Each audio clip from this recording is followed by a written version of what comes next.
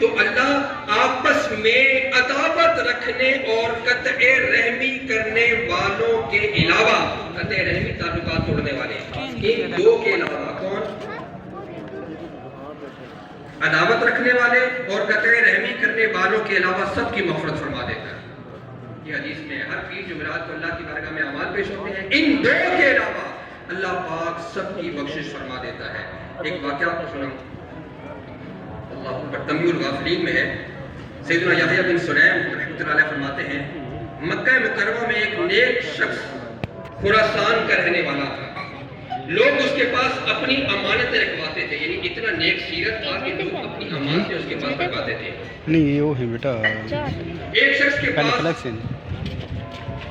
10,000 اشرفیاں تھیں۔ وہ کسی ضرورت کے لیے اس نے کہیں جانا تھا دوسرے شہر، تو اس نے 10,000 اشرفیاں اس کے پاس امانت رکھوائیں۔ جب واپس آیا تو پتہ چلا کہ وہ خراسانی شخص فوت ہو چکا ہے۔ اس کے اہل و عیال سے پوچھا کہ امانت کے حوالے سے، کہ میری امانت تھی اس کے پاس، تو گھر والوں نے کہا کہ ہمیں تو اس نے علماء مکہ مکرمہ سے پوچھا کہ میں اب کیا کروں، میری تو امانت تھی اس کے پاس۔ انہوں نے کہا کہ ہم امید کرتے ہیں کہ وہ خراسانی شخص جنتی ہوگا، تم ایسا کرو کہ آدھی رات یا تہائی رات گزرنے کے بعد زمزم کے کنویں پر جا کر اس کا نام لے کر آواز دینا، اس سے پوچھنا تو وہ تمہیں جواب دے دے گا۔ وہ شخص 3 راتوں تک وہاں گیا، اس نے آواز دی مگر جواب نہیں ملا۔ پھر تک اس نے علماء کو جب بتایا تو علماء نے کہا انا للہ و انا الیہ راجعون، ہمیں ڈر ہے کہ وہ شخص جنتی نہیں ہے بلکہ وہ جہنمی ہے۔ اب تم ایسا کرو، یمن چلے جاؤ، وہاں برہوت نامی وادی میں ایک کنواں ہے، اس پر پہنچ کر اس طرح آواز دو، اس شخص کو بلاؤ۔ اس نے ایسا کیا تو پہلی آواز میں ہی جواب آ گیا۔ اس نے اپنی امانت کے بارے میں پوچھا، اس نے کہا وہ جو فوت ہو گیا تھا اس کی آواز آئی کہ میں نے تمہاری امانت اپنے گھر میں فلاں جگہ کونے میں کھود کر وہاں رکھی ہوئی، جا کر نکال لو۔ وہ شخص جب وہاں پہ آیا اور دیکھا، کھود جگہ زمین کھود کر دیکھی تو واقعی وہاں سے وہ اسے اپنا مال مل گیا۔ میں نے اسے دریافت کیا کہ تو یہاں کیسے پہنچا؟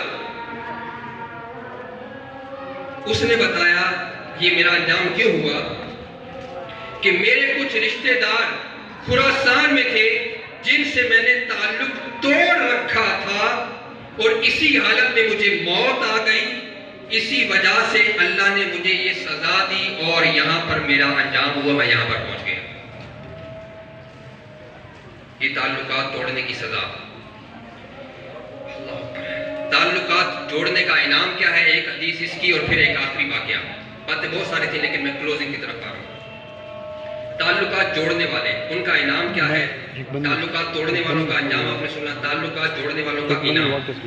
حدیث پاک فرمان مصطفیٰ صلی اللہ علیہ وسلم، جسے یہ پسند ہو کہ اس کے لیے جنت میں محل بنایا جائے اور اس کے درجات بلند کیے جائیں، جسے پسند ہو جنت میں محل بنایا جائے، درجے بلند ہوں، اسے چاہیے جو اس پر ظلم کرے یہ اسے معاف کرے، جو اسے محروم کرے یہ اسے عطا کرے، جو اس سے تعلق توڑے یہ اسے تعلق جوڑے۔ یہ ہے ہمارے دین کی تعلیمات، اسلام کی تعلیمات، ہمارے نبی کی تعلیمات، کہ جو تم سے تعلق جو توڑے تم اس سے جوڑو۔ یہ دین تو یہ سکھاتا ہے، میرے نبی کا فرمان تو یہ بتاتا ہے کہ کوئی تعلق توڑے تو تم اس سے جوڑنے والے بن جاؤ۔ یعنی ہونا تو یہ چاہیے تھا کہ کوئی تعلق توڑتا ہم آگے بڑھ کے جوڑنے والے بنتے، لیکن حالت یہ ہے کہ ہم خود تعلقات توڑ کے بیٹھے۔ یعنی کوئی تعلق توڑتا اور ہم قدم بڑھا کے جاتے سلو کے لیے، تعلقات جوڑنے کے لیے، اسلام تو یہ کہتا تھا، اور ہم خود پہل کر کے تعلقات توڑ کے بیٹھے۔ اللہ اکبر۔ یہ سنیے ایک واقعہ صدیق اکبر رضی اللہ تعالیٰ عنہ کا۔ اس واقعہ کی نسبت سے ایک قرآن کی آیت بھی نازل ہوئی۔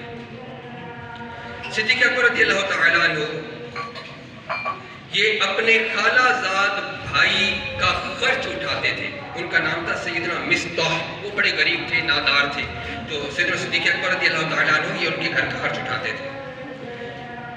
ایک بار انہیں صدیق اکبر کو اپنے خالہ زاد بھائی سے بڑا سخت صدمہ پہنچا، اور وہ کیا تھا؟ کہ انہوں نے آپ کی پیاری بیٹی سیدہ عائشہ صدیقہ طیبہ طاہرہ رضی اللہ عنہا پر تہمت لگانے والوں کا ساتھ دیا.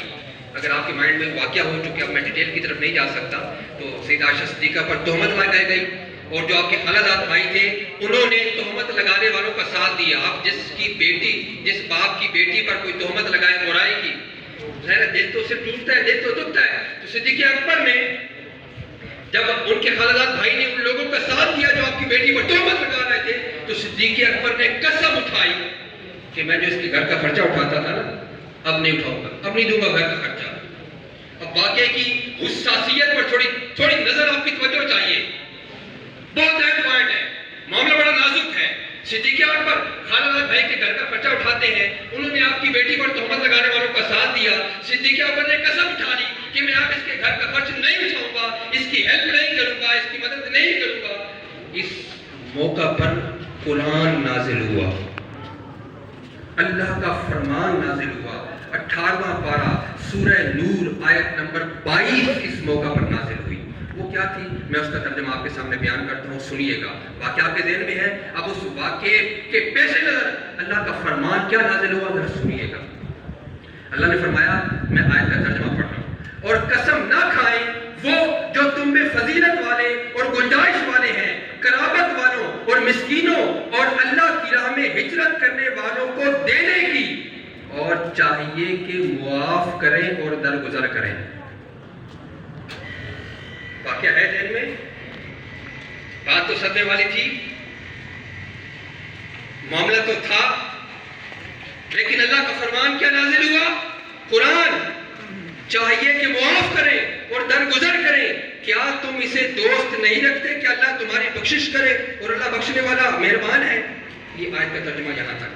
جب یہ آیت حضور علیہ السلام نے پڑھی تو سیدنا صدیق اکبر رضی اللہ تعالیٰ عنہ نے اعلان کیا کہ میں اپنے اس قول سے رجوع کرتا ہوں، اور جو اپنے خالہ بھائی کے گھر کی میں وہ مدد کیا کرتا تھا، میں اس سلسلے کو جاری رکھوں گا، اور اپنے گھر کے اپنے خالہ بھائی کے جو امداد کیا کرتا تھا میں اسے ختم نہیں کروں گا. یعنی ریورس ہو گئے، لبیک کیا، قبول کر لیا کہ اللہ کا فرمان آ گیا ہے کہ اللہ معاف کرنے والوں کو دوست رکھتا ہے. تو صدیق اکبر نے کہا کہ میں پسند کرتا ہوں کہ اللہ مجھے دوست رکھے اور میری بخشش فرما دے. اب صدیق اکبر کا یہ معاملہ بھی ہمارے سامنے آیا، ہم نے بھی قرآن کی آیت سنی. صدیق اکبر نے آیت سنتے ہی لبیک کہا، وہ جو تعلق توڑنے کا اعلان کیا تھا فوراً رجوع کر لیا، ریورس نہیں، یہ تعلق نہیں توڑوں گا، یہ باقی رکھوں گا، کیونکہ اللہ پسند کرتا ہے تعلقات جوڑنے والوں کو، معاف کرنے والوں کو. صدیق اکبر نے فوراً معاف کر دیا. ہو سکتا ہے یہاں پر جتنے آج حاضرین بیٹھے ہیں، مجھ سمیت ہر بندہ غور کرے کہ ہم بھی شاید کسی سے تعلق توڑ کے بیٹھے ہوں، کسی سے ناراض ہو کے بیٹھے ہوں، اسی نے قصور کیا ہو. یہاں پر اسی کا قصور تھا نا جس کو معاف کیا. ہم کہتے ہیں اس نے قصور کیا تھا، اس نے ظلم کیا تھا، اس نے زیادتی کی تھی. یہاں پر ذاتی ادھر سے ہی تھی، اسی اینڈ سے تھی. لیکن اب صدیق اکبر کا عمل ہمارے سامنے ہے. ہم نے کیا سوچا؟ کیا ابھی بھی ہم نے ناراضگی پال کے رکھیں گے یا ہم بھی معافی کا اعلان کر دیں گے؟ تو آئیے آج ہم یہ نیت کرتے ہیں کہ انشاءاللہ تعالی ہم بھی ناراضگیاں ختم کریں گے، ہم بھی انشاءاللہ صلح کریں گے. اللہ کرے اس اجتماع میں ہم جو بیٹھے ہیں یہاں سے کوئی اٹھ کر جائے اور اپنے ناراض رشتہ داروں سے صلح کر دے تو میں سمجھتا ہوں ہماری بہت بڑی کامیابی ہے. اور یہی دعوت اسلامی کا مشن ہے. صلو علی الحبیب. اذان ہو رہی ہے، اس کے بعد انشاءاللہ